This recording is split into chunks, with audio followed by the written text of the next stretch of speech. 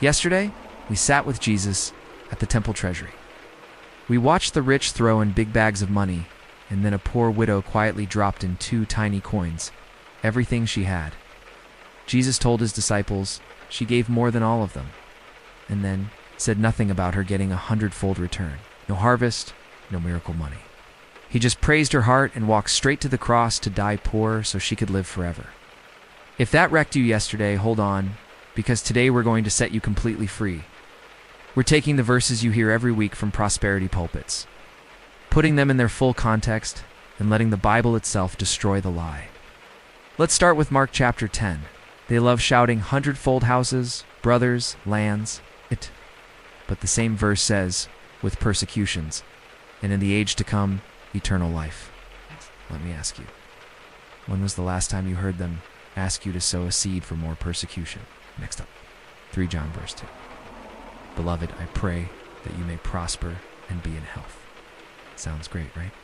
Until you realize it's just the first line of a letter. It's John saying, hope you're doing well. It's a standard greeting, like saying, hi, how are you? Paul wrote the same kind of thing in almost all his letters. It's not a blank check from God. Then there's Malachi chapter 3. Bring the whole tithe into the storehouse. Test me in this.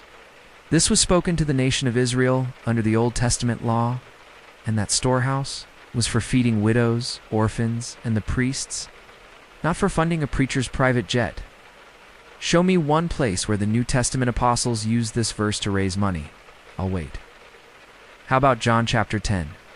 I came that they might have life and have it abundantly. Jesus is talking about eternal life here. Just 5 verses later, he says, I lay down my life for the sheep.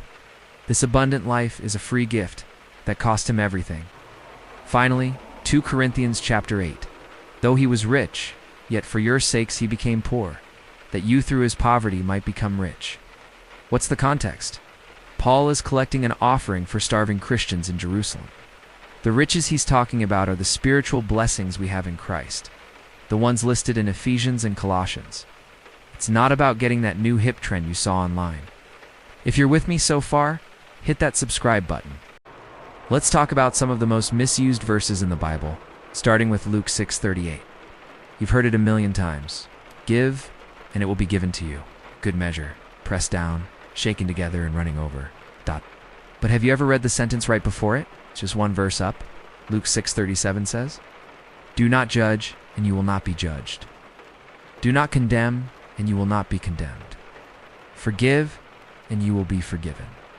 Then comes verse 38. Jesus isn't talking about money multiplying. He's talking about mercy multiplying.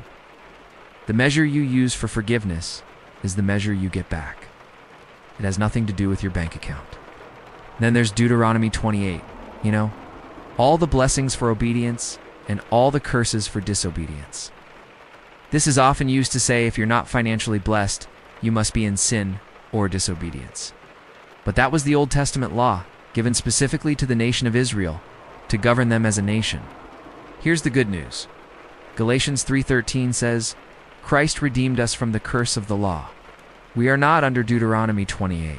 We are under grace. What about Isaiah 53:5? By his stripes we are healed.